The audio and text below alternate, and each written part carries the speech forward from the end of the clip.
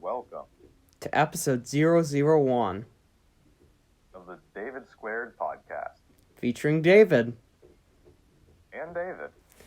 Yes, so we apparently have a podcast now. Yeah.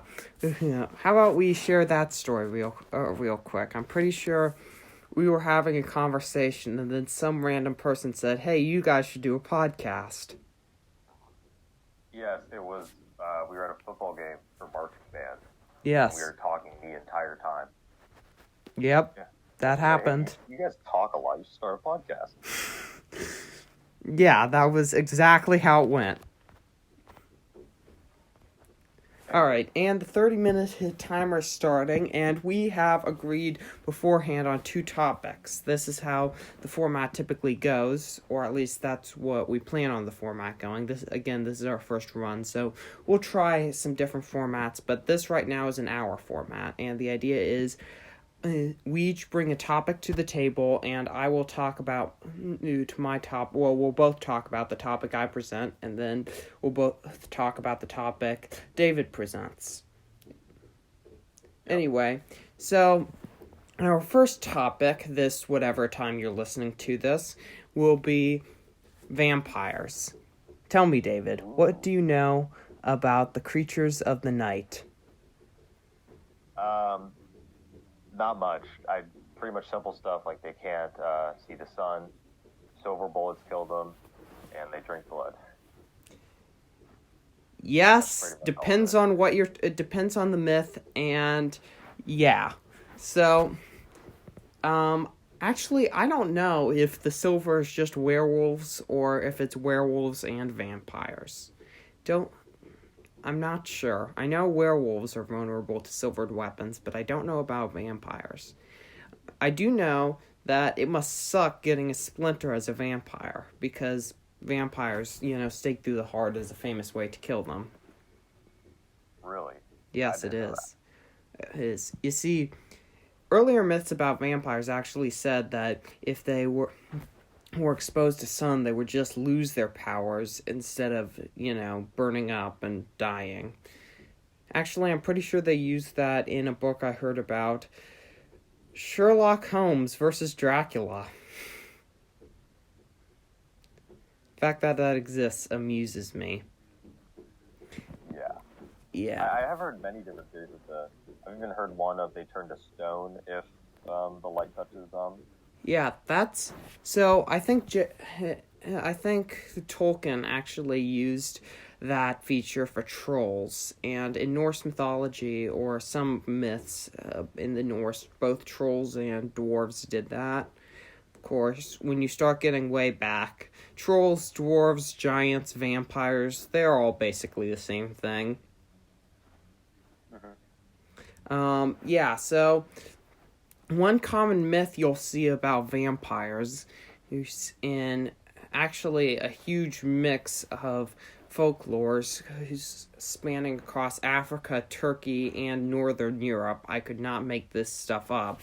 Is that they are individuals born with 2 souls. One soul dies, and now they're a witch who can turn into an insect.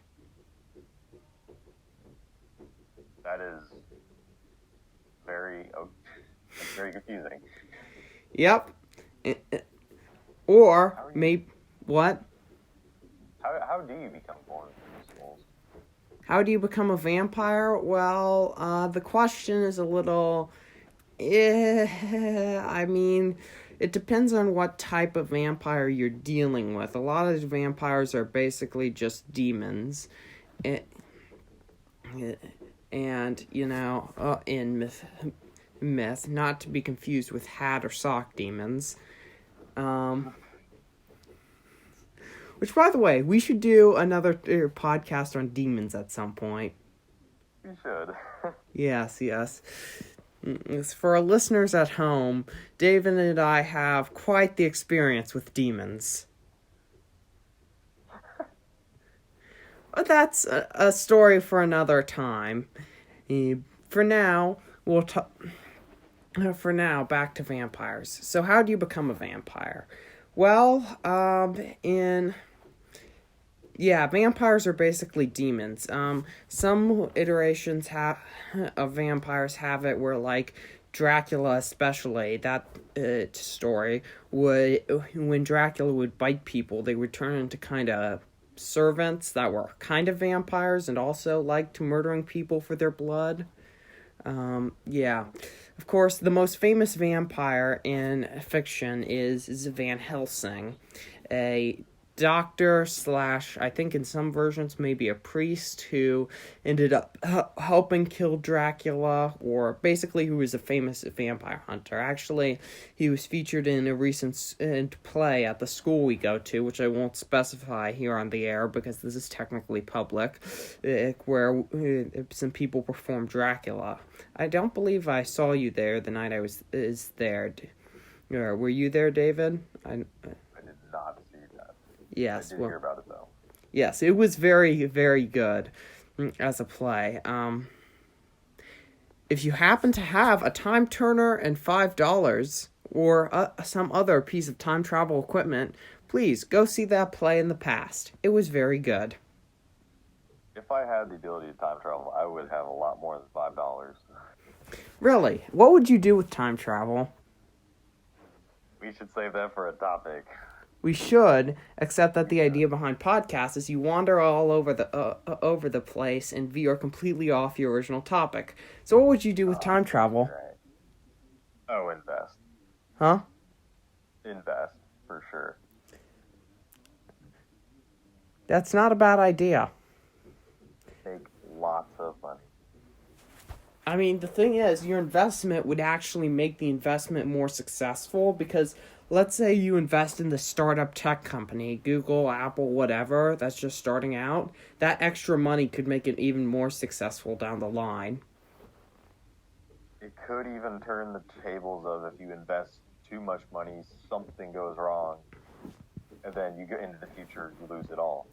Yes. See, if I had time travel, I would go back in time and buy probably hundreds of bottles or whatever they call the storage container of Reese's Spread.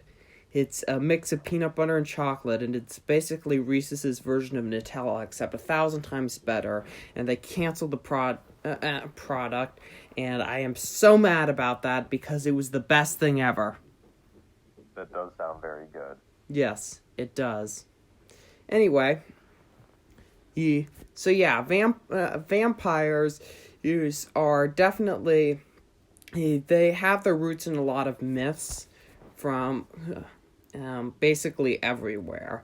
I mean, you have a whole bunch of different types of vampires too. You have sort of the European vampires, can't cross running water, burn up and or lose powers in daylight, either hate mirrors, can't see themselves in mirrors, or love mirrors, depending on your iteration. Can't enter residence uninvited. All of that comes from vaguely Central European, Romanian type folklore, or the story of Dracula. He comes from Transylvania, which I believe is in Romania. So, yeah. You've also got the demon vampires from Babylonian myth, the sort of succubus type seductive vampires from Greek myth and Babylonian myth, and of course you have the bug witches. What? You remember the half-souled witches that can turn into bugs. They also have a nasty habit of sneaking into children's bedrooms and devouring their souls. Oh, how lovely. Yes. I just realized we forgot to do an audio test. No turning back now. Yeah, no turning back now. Maybe it's good. Maybe it's good. Maybe it sounds like it's getting recorded on a potato, but hey, that's what episode 00s are for. This isn't 00. This is 001. Or do you mean You're episodes right. beginning in 00? Yeah, episodes beginning in 00. So basically episodes 1 through 9. Hopefully by 10 we have gotten kind of the mojo down. Yeah, hopefully by 10, we're at least semi-confident about this. By the way, all of this is going in the podcast. You realize that, right? Yes, I do realize that. Like, this is the stuff in those comedy sort of... I think there's, like, in movies and TV shows, when a character's recording something, especially on an answering machine, they're always like, we can edit this out later. And, of course, it never gets edited out. That's this for us. Yeah, that is. Yes, but yeah, if you want to kill a vampire, you need to stake it, cut off its head, expose it to sunlight, and then toss the ashes in a river, just to be real sure. Vampires can't cross rivers because, they think, because vampire myth is, well, vampires don't like things associated with religion, right? Holy type things. And people back in the day thought running water was holy because it was typically cleaner than still water for obvious reasons, right? Yes. So from there comes the myth that they can't cross running water. Also, people with rabies who it was often thought in the day that people with rabies were vampires. They actually tend to develop a fear of water. So, yeah, that's another fun fact you have. Vampires are they're a weird subject because it's there's so many different iterations and ideas and. Yeah, there are. There's also another thing is that there's this idea of like the ogre vampire too, a creature that resembles almost an ogre or even a giant. You'll find these in the Oni, sometimes called in Europe Japanese ogres, but they're referred to as Oni typically. The sort of demon ogres in Japanese mythology, and then in Siberian mythology you have the Mongotai, which are these weird sorcerer giants who have many, many heads. I think they're depicted in the legends of Geyser Bogdo, I think. I could be getting that wrong. But they had the hero Geyser Bogdo, who he and his son and his weird iron brother, they hunted a bunch of Mongotai, and the smallest of them had 25 heads, but I think the largest ever encountered was by Geyser Bogdo's son, who I think encountered one with 1,000 heads. Do each of those heads have a brain, or? It's not really clear what this thing looked like either, because the best description we have is they're really strong. They can use magic, I think. And there is one description, one of the myths of a Mongotai sticking one of its heads out a window. So I typically picture them like these robed giants with a bunch of snake heads, like the Hydra from Greek mythology. Mm-hmm. But there's not really much surviving about these. These stories were collected in 1917, and so we're not really sure how accurate they are. But well, the really nail in the head for it is that vampires really throughout myth, they're just at some point every mythological creature is basically a vampire, okay?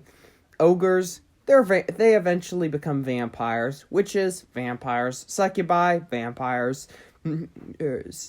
Dwarves, trolls, vampires.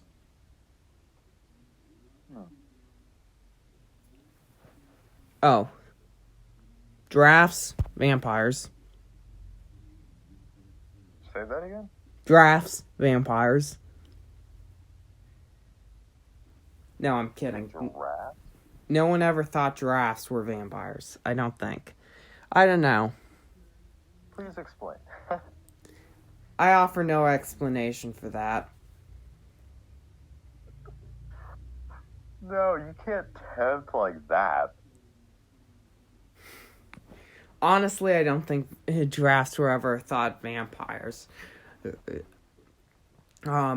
Yeah, but you're right that vampires are weird, because the idea of a vampire, at least from what I know, the idea of the modern vampire is a creature that is this creature that represents sort of the primal type, uncivilized, barely under the surface evil of man, and yet at the same time a vampire is always depicted as refined and elegant in social settings. So yeah, they're what is it? Vampires are they're from the age of entertaining guests. If you were rich, you would dress very nice and entertain guests and stuff. They're always kind of seen to be from that era.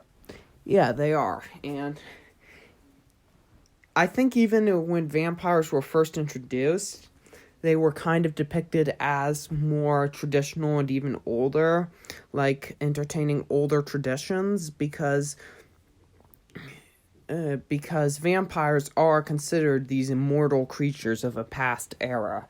I mean, Dracula himself was the count of this country that had a count in this country in Transylvania, but his land is depicted as fairly barren, inhabited by monsters, and very few people live there still. A common plot is him ending up in London and trying to feast off of now inhabited territory, which kind of goes back to the idea of rabies and disease in general being vampirism, because disease spreads in crowded regions, right? And then it wipes them out. Oh yeah. Yeah. Another thing I heard, and I'm not sure if this is true or not, but apparently during plagues like the Black Plague, people would actually, dead bodies would twitch and move for some reason, even though they were dead, and that might have contributed to it. Yes, I have heard of that. Yeah. And I think they were afraid that you got to do all the right things to bury someone and make sure that they were not a vampire. In fact,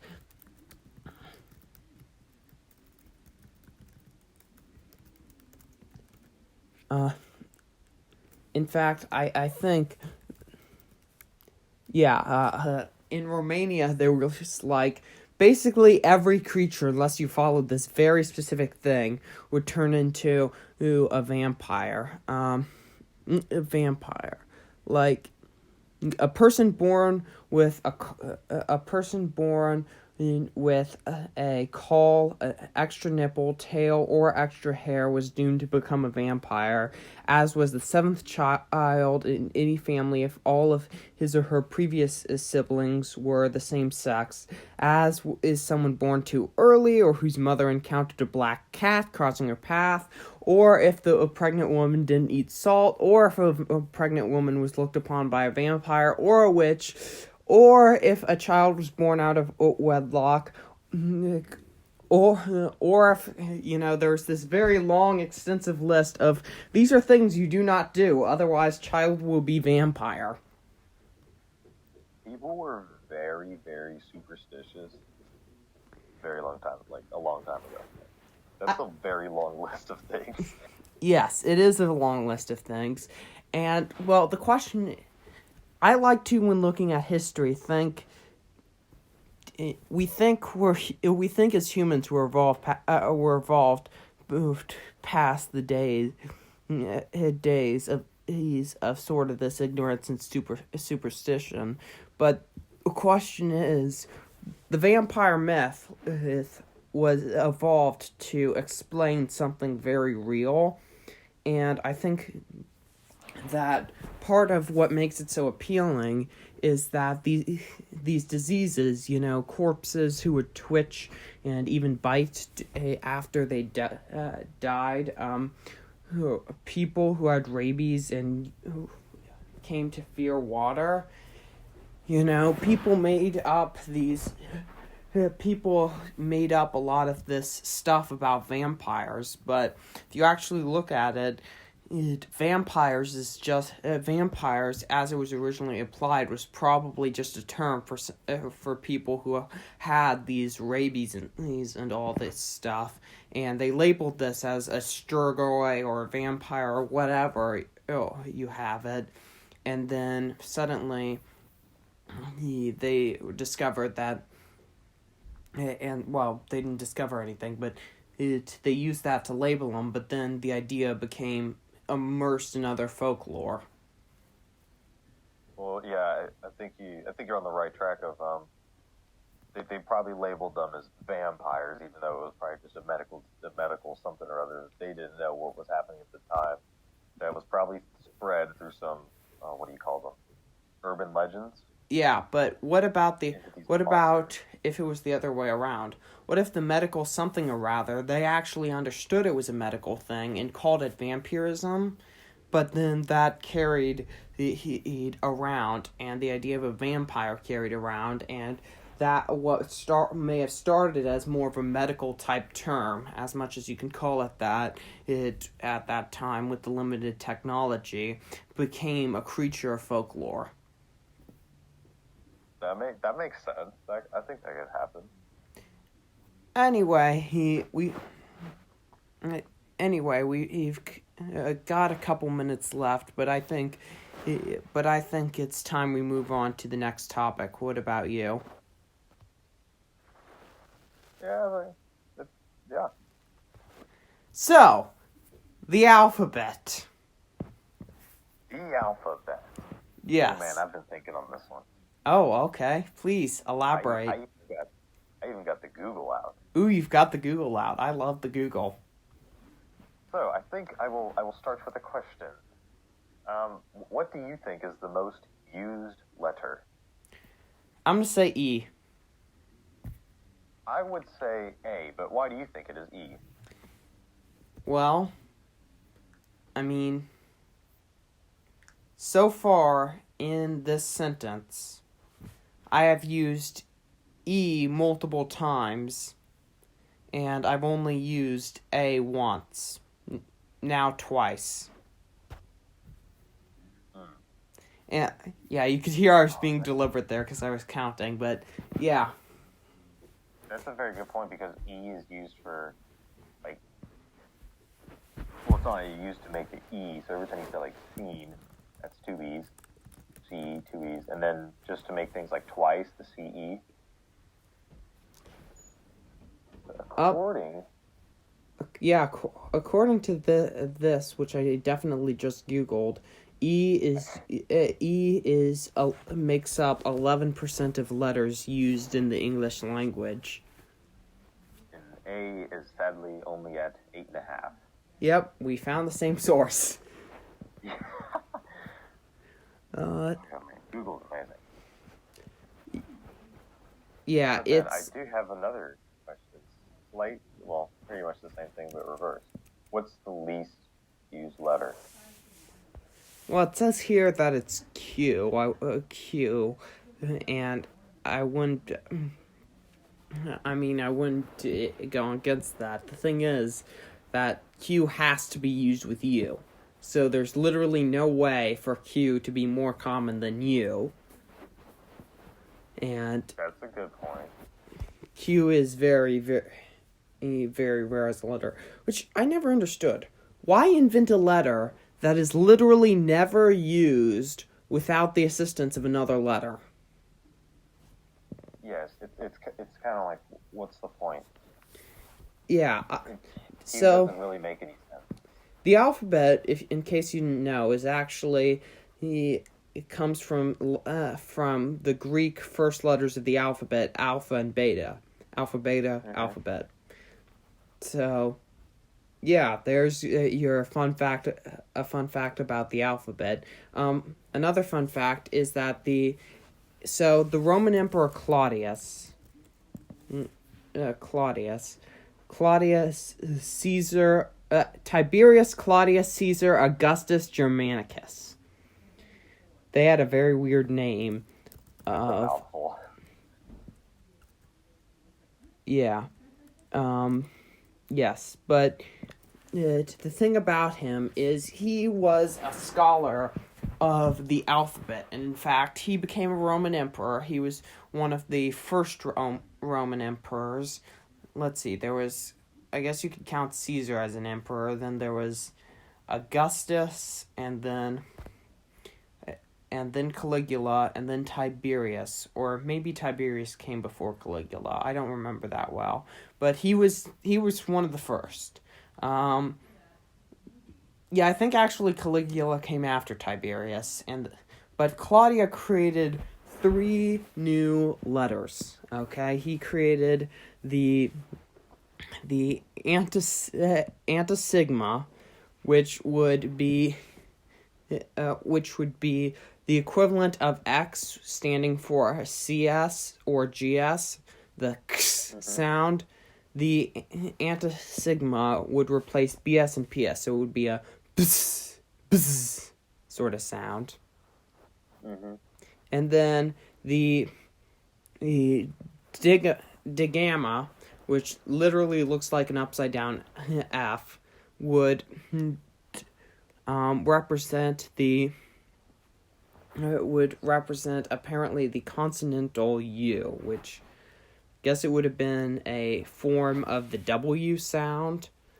And I think that was maybe an early predecessor to the W, and then apparently something that looks like half of an H, if you split an H in half, literally called the half H, was literally just a short vowel used when you know the words when there's a bunch of consonants in a row and you have to create a vowel sound that's not really any vowels, but there still needs to be something there.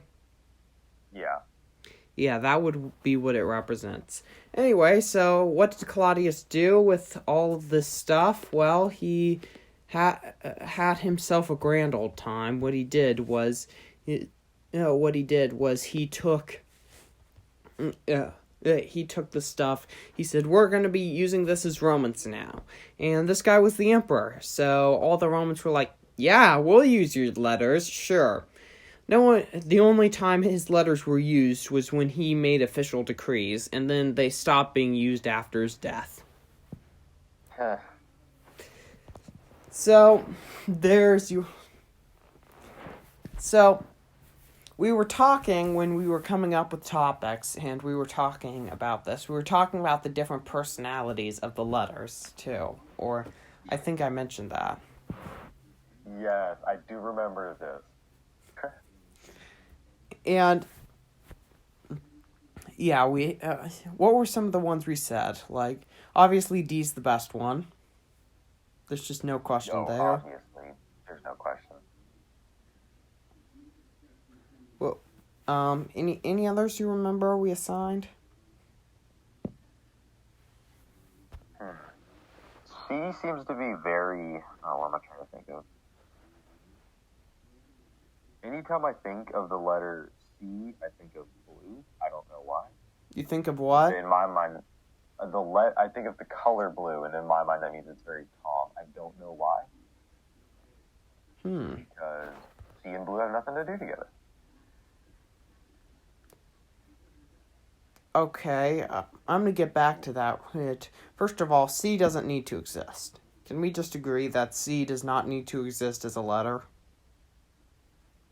Yeah, because C and K... Exactly.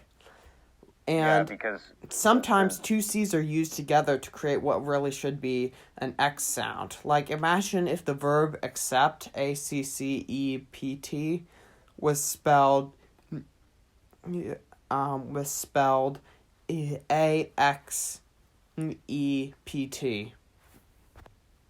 Exactly. C's pretty useless. Yeah, C is useless. I also feel like you could get a lot of mileage by just eliminating the requirement of eliminating the requirement of the U be used with the Q, and just say if it's a Q, it makes the qua sound. Or you could also say that You could also just eliminate Q entirely and just use KW. I do like to just Q. You don't need a U after it. Q will just because I don't think there's any instance of Q being used without a U. There are in foreign languages and translations of some foreign things, but in those it's typically that Q is translated with the K sound. Which, exactly. Yeah, I don't think that's entirely necessary. Unless you count QWERTY as a word, because it describes the keyboard format. So, according to the Googles, apparently Q is used to represent sounds not found in English. Or typically not found in English. So you're right about other languages may use the actual Q sound without the Q U, but for English purposes, just get rid of the U and just make Q qua. Yeah, yeah. So you were talking about how you think of the color blue when you think of C. Do you think of any other colors when you think of letters? Y equals yellow. No clue why. Yellow starts with a Y. That's probably why. What's A equal? A, green or purple? B? I can't think of one for B.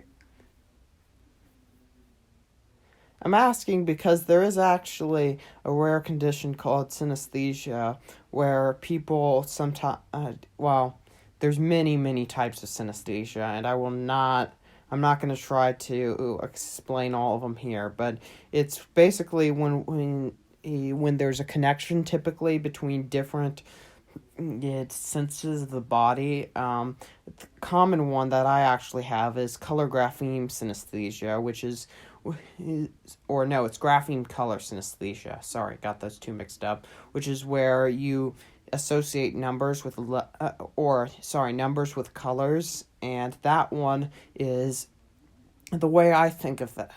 And yeah, for me it's 0 is gray, 1 is gold, 2 is blue, light blue I think, and 3 is light green, 4 is purple, 5 is red, 6 is yellow, 7 is dark green, 8 is brown, 9 is pink, and yeah. Some people actually see those letters as those colors, see those numbers as those colors.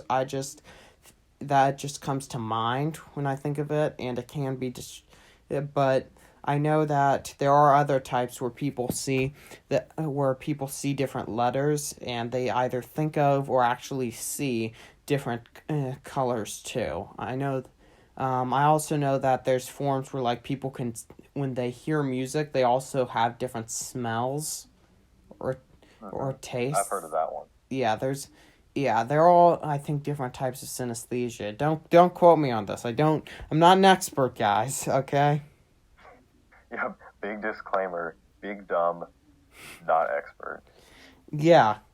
That is really cool though. I'm just gonna say now from our deleted original opener that we changed when we first started this podcast a half hour ago. We're both the dumb one. Yeah. So, yeah, don't quote me on any of that. I mean, there's not really...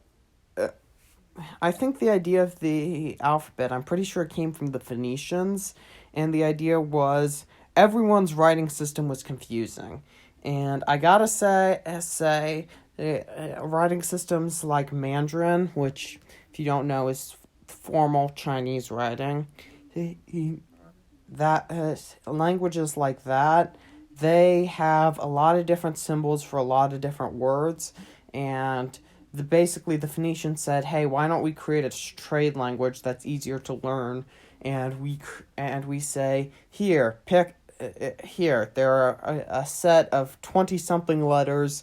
You can pick from these to create your words, and basically, and you can figure out the sound of pretty much anything from there, and therefore."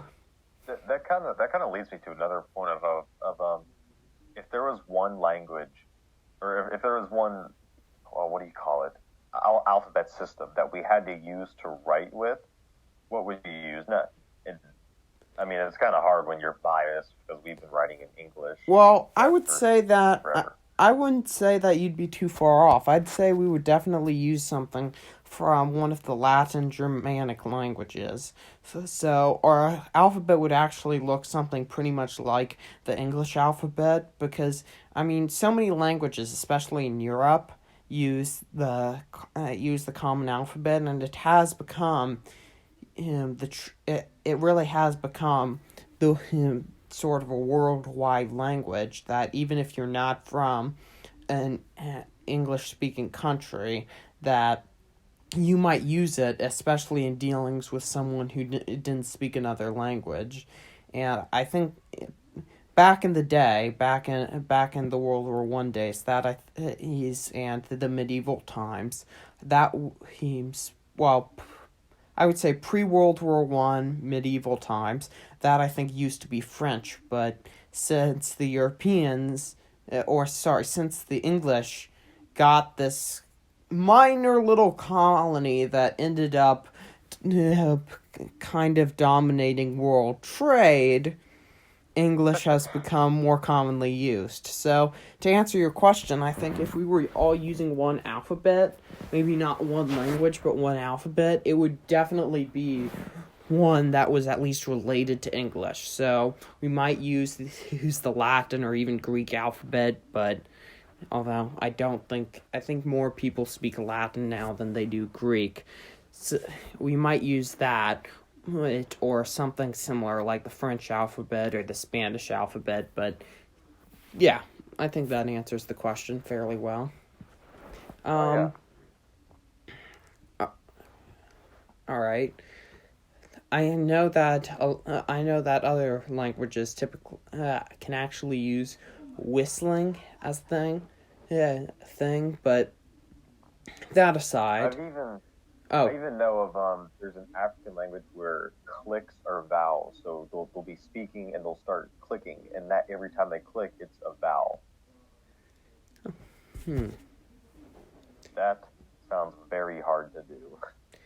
Yeah, well, also we didn't grow up speaking that language, so That is true. I guess if you were raised speaking it, it might be easy, but just from an outsider looking in, that seems very hard to do. yes, and yes, it does actually sound quite difficult to use, to do, but again, they've been trained that way, so yeah, they speak that language more fluently than we would, even if we spent years practicing it because of childhood brain development and all of that.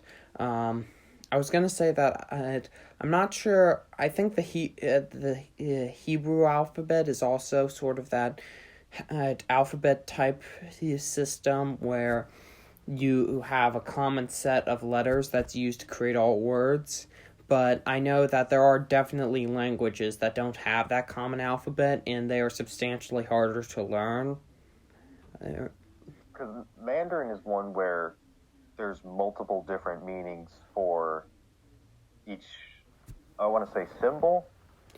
Yeah, I think so, but I think the symbols start to represent words, which gets complicated because imagine because it sounds like a great idea, but also it's not. Like, imagine if instead of letters, for every word, you had to learn a different letter.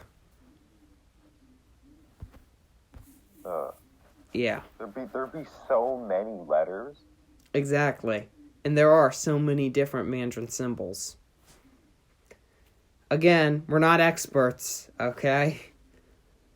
No, this is just from what I've probably heard on my days on the internet. Yeah, this is just two random high school. This is just two random high school fresh junior mores talking about talk stuff.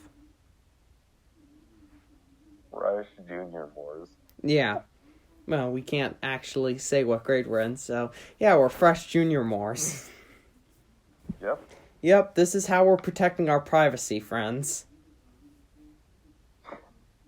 Yeah, fresh junior. I like that.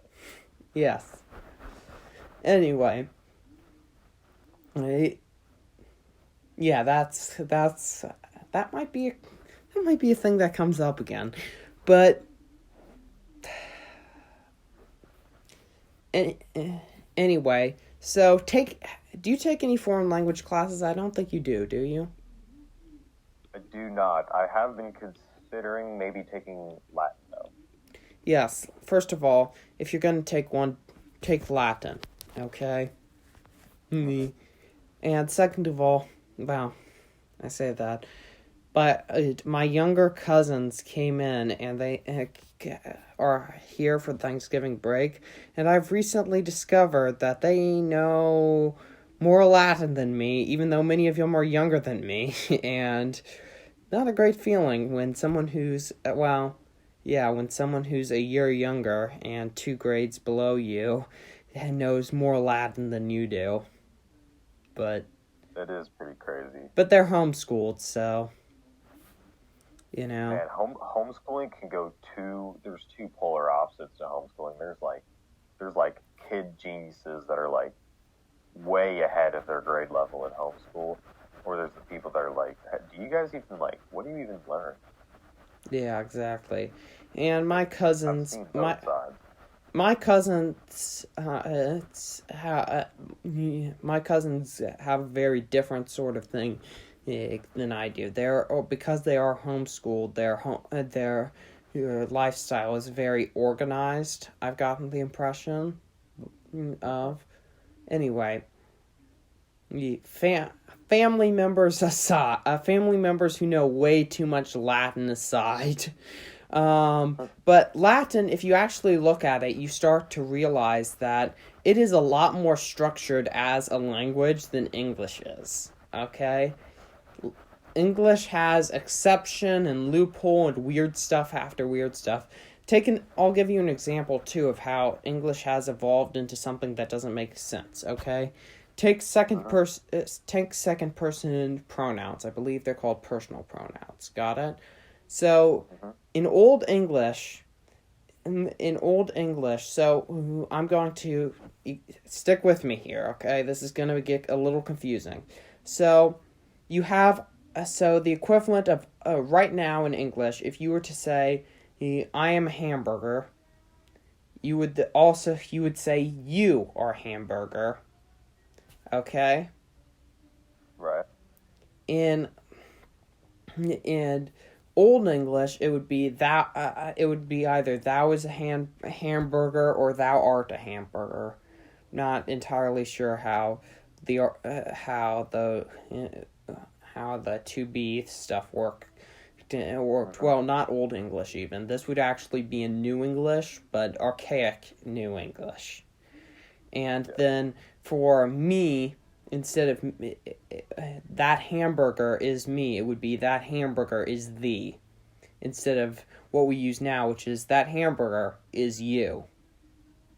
And then we would use, hey, that's my hamburger. Now we would use, hey, that's your hamburger, or that's your hamburger. Back then you would use, hey, that's thy hamburger. And then obviously, and then the plural version, we are hamburgers, would be, you are hamburgers. You was exclusively plural. Right. And then, and it would be, those hamburgers are us. It would be, those hamburgers are ye. And then, if you were to say those are our hamburgers, you would say those are your hamburgers. Man, why am I talking a lot about hamburgers? But, so you start to see, especially when you're studying Latin, how English's grammar system, there were a lot of inner workings, and much like a marching show that you get down to the nail on the first week of band camp, and then slowly he sets to grade as you get less and less exact, English is now just a jumble of history and exceptions. Right, and I think you can see a great example of that is slang. Is what? Like, y'all. Yeah, well, that's another thing, is that people always talk about proper grammar and slang. I don't buy any of it, okay? Because the thing about our modern language is that a lot of it would once have been considered slang. Using you using you singular, like you are a pickle, that would have been considered slang at one point in history. Huh. So what's today's slang, it could fade out of existence, but that could be tomorrow's proper grammar. I mean, all language is just the language devolving and evolving into slang. Yeah, like, it is weird to think how language evolves not only through slang, but, what am I trying to think of here? Just in the way that we spell things, too, like, shoppy, the old English spelling for shop is like, it's like SHOPPEE or something like that. I think there's only one E, but your point stands. I think there's only one E. But it's like, why did that start with two P's? Well, I mean, a lot of English, another thing you'll see is that a lot of times letters, they would just randomly, letters in different spellings of things, there would randomly be two of a letter or just one of a letter, where in modern day we've more refined it to, no, there is one or there is two, which is another thing that's kind of important, is as communication technology improves, we're able to set stricter grammar rules for ourselves, whereas back then, you could, as long as it looked like the word, kind of, it passed. It didn't matter if you spelled it with one P or two P's or an E at the end. And you do see this in some older words, like for an English vocabulary assignment recently, I found that there was actually two spellings of a word, one of which had, I believe, one L, and the other had two L's, and that just goes to show you that these spelling things are not as refined as we think they are, and proper grammar, isn't as delicate and intricate and established and grounded as we thought it was. Well, especially hitting on grammar is that a lot of different things will have their own different rules. Like, I know for newspaper, I think it's called the Oxford comma. It's yes. Comma before and. That is not used in newspaper. So if you're writing a newspaper, it's correct to not use it, but in certain other types of writing, it is incorrect to not use an Oxford comma. And by correct, that actually means it saves the printers a couple bucks. Yep. And that was why it was established. Yes. Well, I think our time's about to run out, so it's been a fun podcast. For you all at home, I hope you enjoyed listening, and hey, remember, insert catchphrase here.